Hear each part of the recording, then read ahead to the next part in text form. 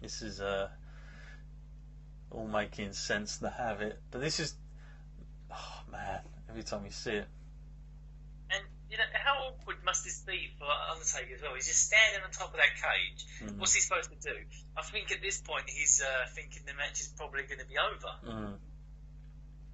Yeah, there's no way he would know what was going on from up there if Foley hit it right, didn't hit it right. This is a strange point. This part is not a good sign for him. Yeah, you look at the Undertaker. He's like, hang on, you do know I'm up here. Vince McMahon out there as well.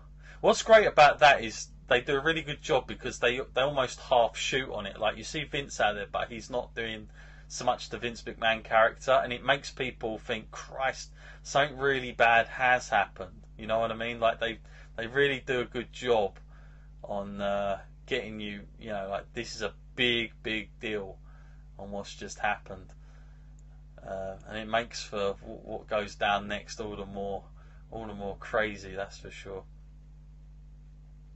You see Mick Foley going onto that stretcher. Undertaker gone up to the heavens up there. No doubt about that. Just rested on. Mankind's popularity after this soared up as well, I will point out. That guy was, I mean, the thing is, like, Mick Foley has always been tough. It's not just taking this match to realise that. The guy, if you watch him in Japan, even WCW, the matches with Vader and Sting, this and ECW, he's an absolute legend with things like that. Now, of course, we look at him as the general manager of Raw. In today's age, Matt, but I guess if our more new coming fans want to see what this guy, had to offer, and this was some of it, small part of it in the big scheme of things, but as we see the Hell in a Cell being lowered, coming down. I remember when I was watching this live, I thought that was the end. I didn't think there'd be any more. I was like, that's more than enough. Like, there was no disappointment in me whatsoever. I was just like, what the fuck? I just couldn't believe it. I just wanted to tell everyone. Look at the Undertaker coming down there. He probably thinks it's the end now. He must think it's the end, because otherwise I don't think he'd be coming down there. Yeah. He's like, well, my job's done. And then this is it. Terry Funk's like, Jesus Christ. You look at those guys, they look like they're legit, like, what are you doing, you nutter? Wow, this is crazy. He is. Mick Foley. What a guy. Just about barely making it up there. Like, that guy, no matter, even if you knew it was coming, you're going to be in some pain after taking that.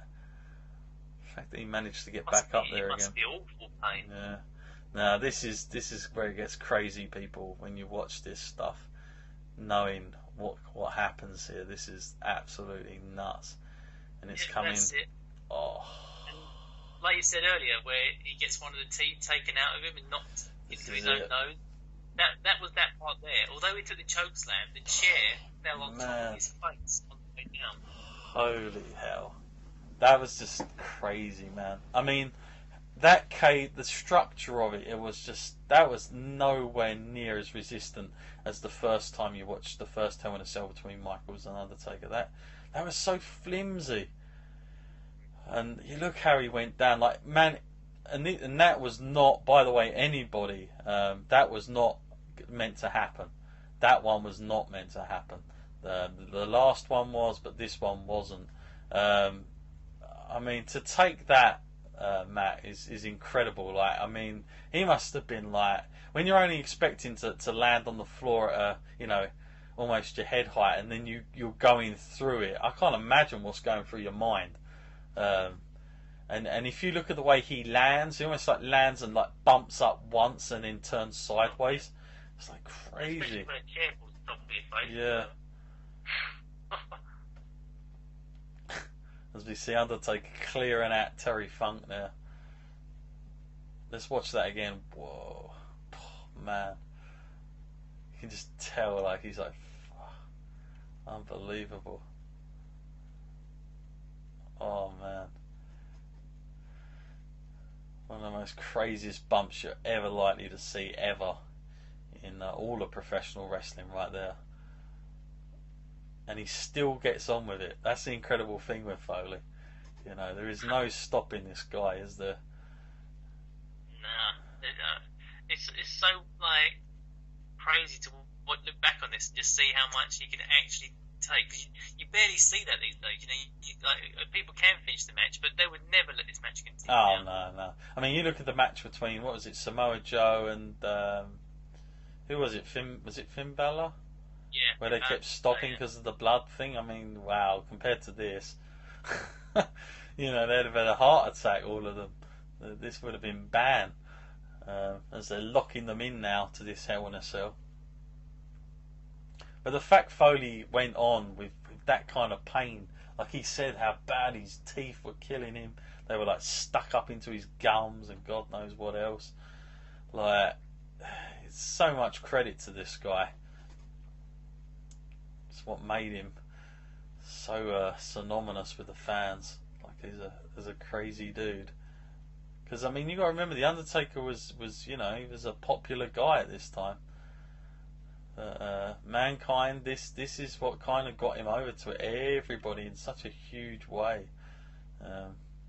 This is the guy, you know, who will take any kind of pain and just keep going. Just can't believe he's like now lifting things, and man, that's where you see his shoulder kill him there, isn't it? You can tell that.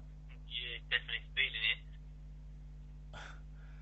So the Undertaker picks it up instead. Oh man.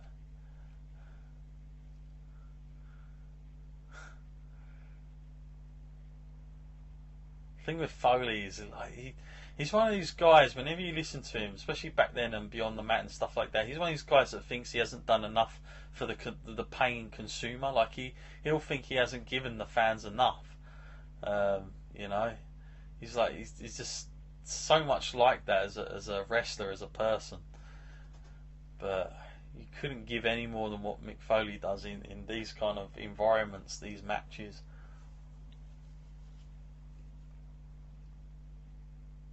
I'm surprised he was able to keep going as long as he did. Given that his injuries he took for his career. Yeah, very true. He must have been pretty spent by the time he even made it to the WWE. Yeah. Crazy to think the Undertaker just pulled that move off that we're so synonymous to seeing guys like Daniel Bryan do through the rope. Yeah. He was one big agile guy. Yeah. Like straight into a cage, knowing that's going to hit face first almost. And it's kind of like all that stuff, all those like horrible high spots that we just saw, like Mick Foley go through. It's kind of like that was just the beginning of the match, because now we're getting into the actual core of the match here. Yeah, I think a lot of people think that when they watch that scene of Foley taking the dives, they think that's the end of the match. They forget that that's actually the beginning. You know, because we're so used to that a big climax, that would be it, but no, not on this one.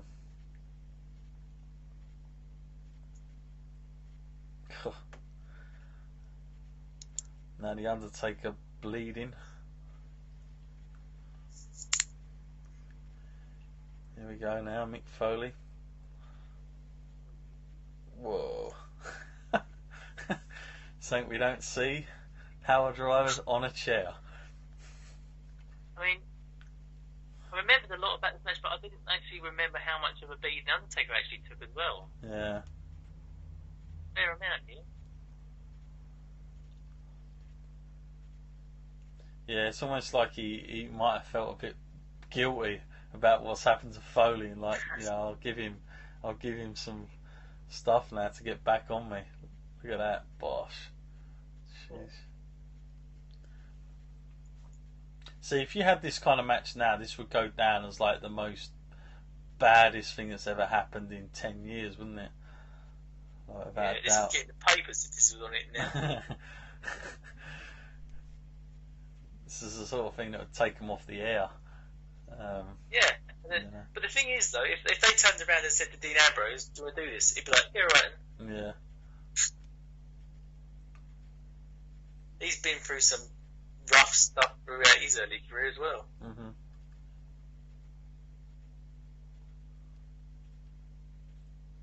And see Foley going to the outside. You're like thinking, God, man, just regroup. But no, he wants more weapons. You know what that is, don't you? Oh yeah. As if the guy hasn't done enough to himself. They never really had a high success rate, have they, when they come out? No, I'm not sure, but is this like the first time they were used in WWF? I can't remember them actually being used before this point. So they weren't used in the last Hell in a Cell, and I can't imagine them being used before, after that. So, Foley always has to go to that next level. Yeah. And the only time I remember them coming out, well, they probably made a few more appearances, but the most other iconic one was at the Royal Rumble Street Fight with Triple H. Yeah.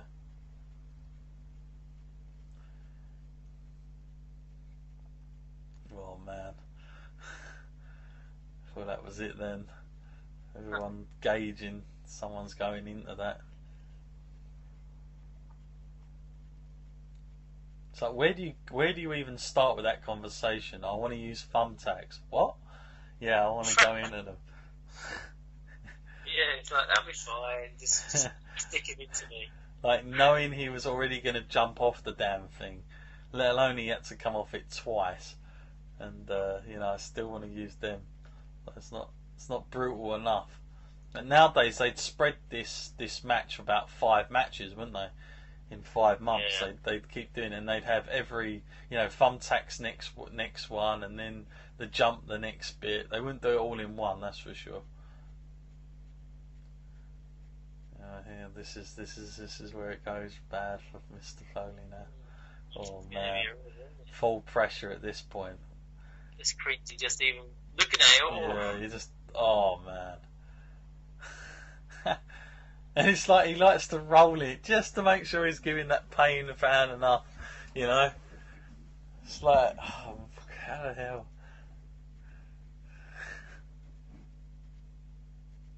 Unbelievable.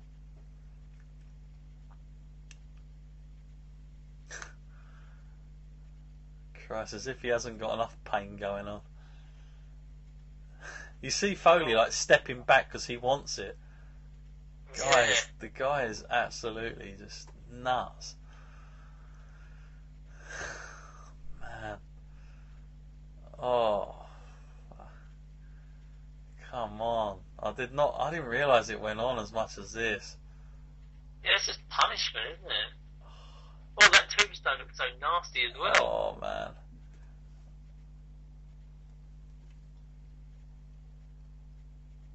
And people are cheering like, yeah. God damn it. I mean, wow. What a match to be in the presence of seeing that damn thing. Christ. That was almost surreal, watching that back mat. Obviously we knew it was on this card, but yeah, at that time that must have been like one of the most violent kind of things you could see. I mean, everyone knows wrestling's kind of scripted, but like what we're seeing here, you can't script it. This is real. This guy is hurt. Yeah, especially he went through some brutal punishment in this match. Especially with regards in the mainstream, like WWE, like ECW had been going for years, but I mean, you talk about the big company doing something like this. It's a big thing for them to be doing this. And see, even the Undertaker's got some of those thumbtacks stuck right into his arm. You can see that shining off him. I noticed as well. Sport, they would not have let it get this far. As soon as your shoulder gets dislocated, they're like, that's it. Mm-hmm. Stop this.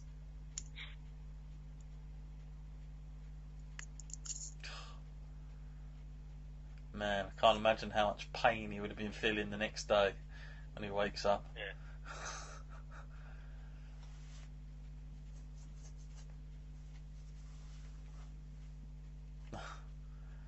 It's like, yeah, let's